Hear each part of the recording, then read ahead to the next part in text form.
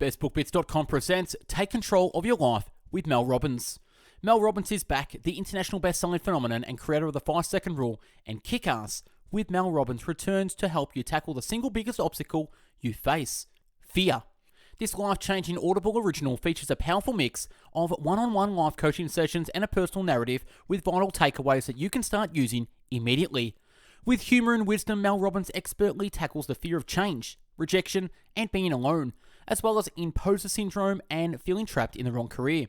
Each session is a gold mine of discovery as Mel guides you to find your purpose, improve your relationship, and ultimately take control of your life. In these times of high anxiety, it's easy to feel overwhelmed. That changes right now. If you want the tools to break free from your fear and lift your life to your fullest potential, this is a must listen. The written and audio summary can be found on our website, bestbookbits.com. So without further ado, I bring you the summary of Take Control of Your Life by Mel Robbins.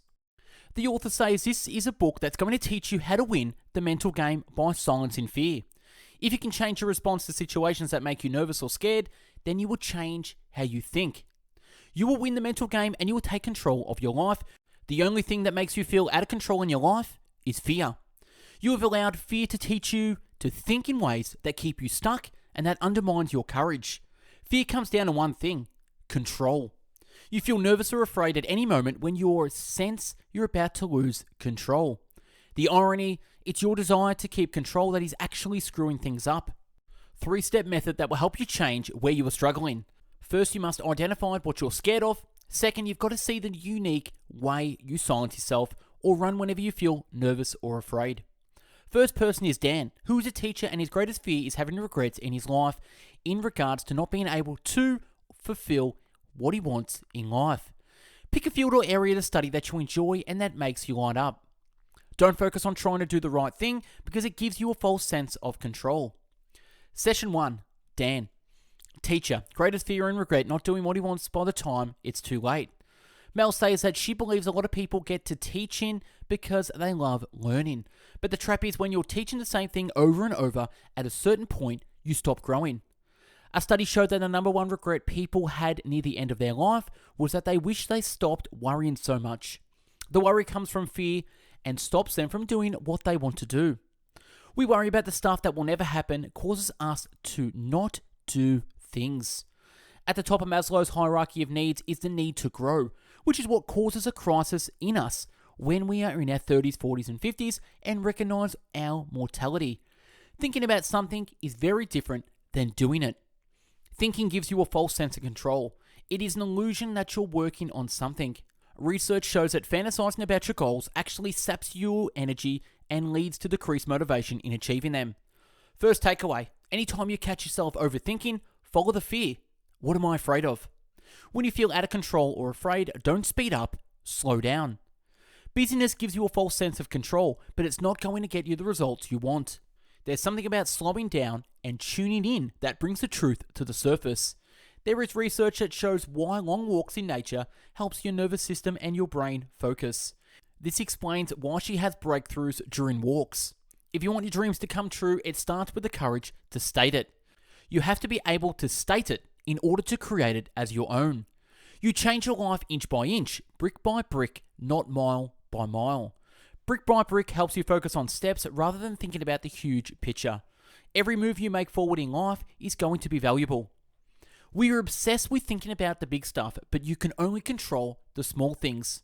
Smaller is better. The bigger it is, the less control you have. Ask yourself, how will you know if I completed it? What is the biggest obstacle to doing this? Passion is just energy. It's not a destiny. What you are passionate about is what energizes you. Passion is what you feel inside about what you're doing, about the way you're living your life. Figure out how you can grow into what you want. Look around and ask yourself, what are the things that energize you? What are the things that actually energize you? What are you curious about? What do you like to learn? What's a new skill you want to develop? Passion is not about the thing you ultimately want to achieve. It's about how you feel as if you're living your life and growing into it. Start paying attention to where your energy increases and where you feel depleted. Passion is a feeling you get when you're doing something you care about. Passion is the energy that expands inside of you and expands your life. Start intentionally slowing down and start aligning your life with the things that energize you. Do this audit for everything: hobbies, food, people, type of work, topics you read about. Recap of 5 takeaways from Dan's session. Always follow the fear. Ask, what am I afraid of? Being busy doesn't mean you're in control. You have to state it to create it. How to take steps. Go brick by brick to make it stick. Break down your goals into smaller chunks. Simplify your goals into the smallest actions forward every day, and then just start working on it. Passion is not a person, place, or a thing, and you're not going to find it.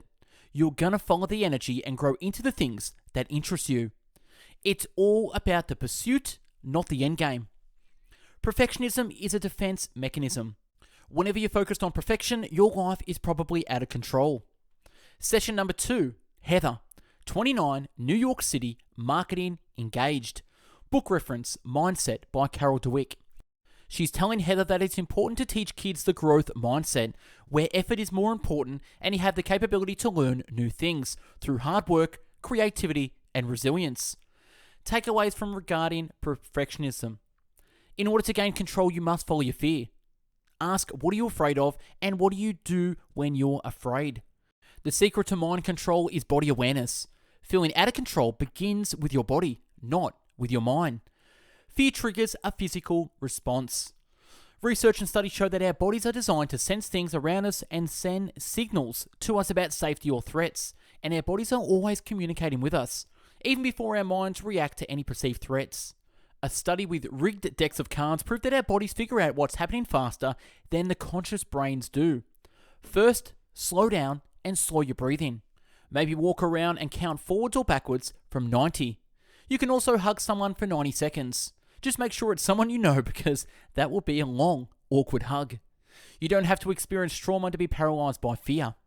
Even the seemingly little moments can have a huge impact on our lives. When you're young, every failure can feel like a life or death. From then on, you develop coping mechanisms so that you'll never have to feel out of control again.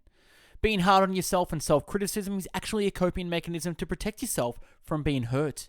It's like a punching yourself so nobody else will. It's bracing yourself for impact so when others criticize you, it doesn't matter or hurt as much. On top of that, it becomes a destructive pattern and then a habit that doesn't stop even when others aren't being hard on you. How to get rid of the deep-rooted pattern of self-criticism. When you increase self-compassion, you boost your feelings of self-worth and reduce fear and anxiety. Create anchor thoughts, positive images that make you happy or excited. Anchor yourself on something positive that you achieved in the past or something you can be happy or grateful for. If you're negative, don't hang out with negative people. Fixed versus growth mindset. Fixed mindset people believe their skills and talents are fixed traits and therefore you can't change. You can teach yourself how to have a growth mindset.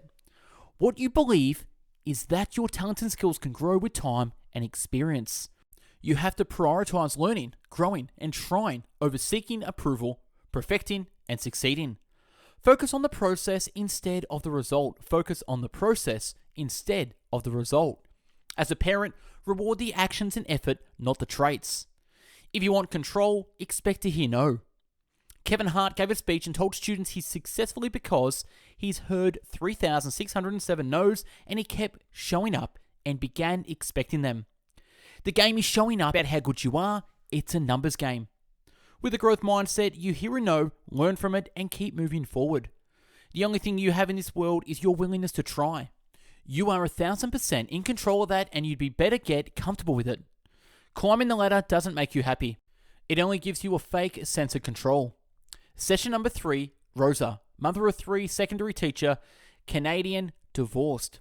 Once you identify and change your response to fear, you're going to get control of your life. Stuff will never give you what you seek. Stuff will never give you what you seek. Focusing on the things in your life will never get you the control you want. Life is defined by what's inside your head, not what's outside of you. You take what's inside your head wherever you go. A therapist told her that it's actually a good sign when your kids come home and can let it all hang out emotionally because it means they feel safe to do so with you. You have to worry when they bottle it up and not talk to you about or anything that's going on. It's a way more motivating to change your life for the better if you care and love yourself first, rather than making yourself wrong.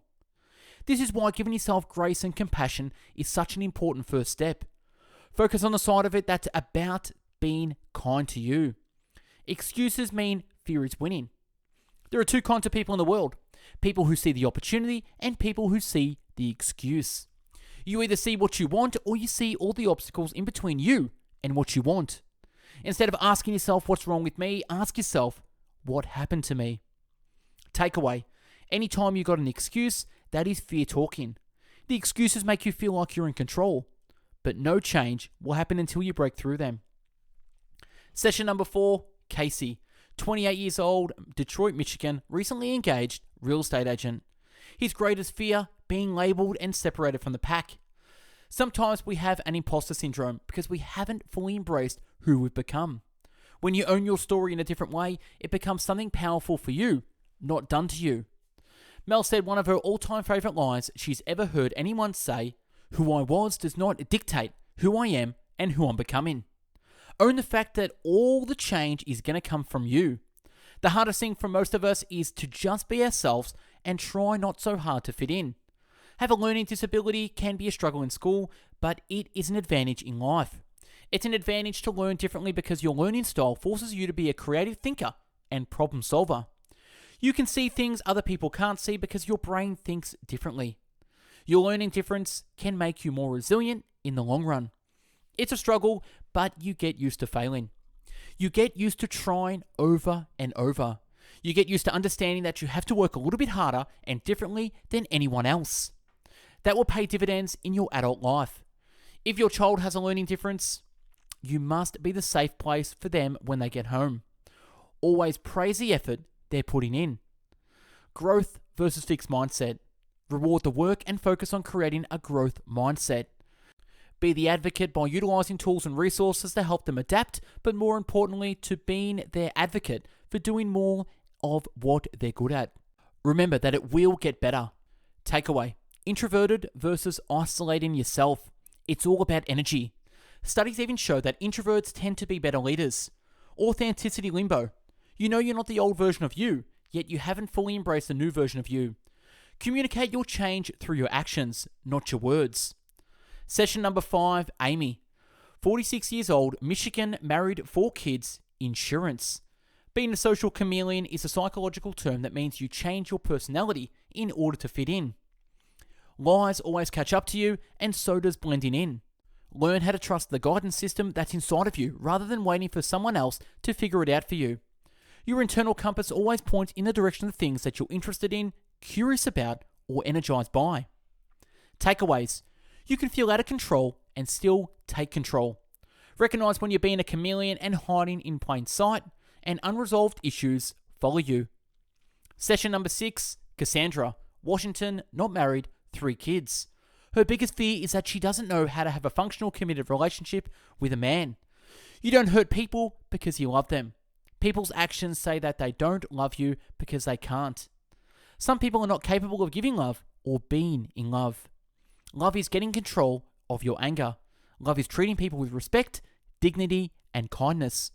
Some people are so broken they are incapable of loving others.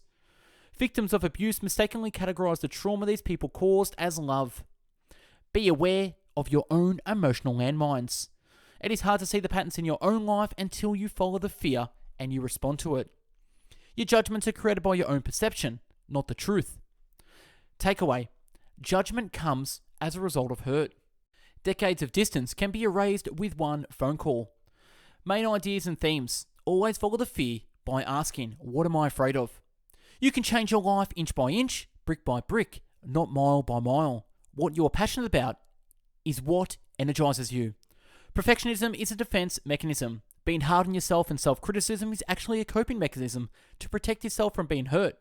Fixed versus growth mindset. Focus on the process instead of the result. Excuses mean fear is winning. Who I was does not dictate who I am and who I'm becoming. Communicate your change through your actions, not your words. Learn how to trust the guidance system that's inside of you. Some of people are not capable of giving love or being in love. Love is treating people with respect, dignity, and kindness, And last, judgment comes as a result of hurt. And that's a wrap on the summary of Take Control of Your Life with Mel Robbins. Check out a YouTube channel with over 500 video book summaries uploaded previously. Comment on what you think, and if there's a book you want us to do a summary on, comment below. Check out our website, bestbookbits.com, where you'll find the written and audio book summary. To get updated book summaries via emails, pop your email in the link in the comments below. To follow our podcast, download Mixcloud on the app or check out the website mixcloud.com/bestbookbits, where you can listen to 500 audiobook summaries at your pleasure.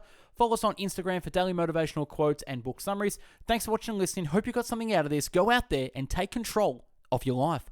Take care. Bye-bye now.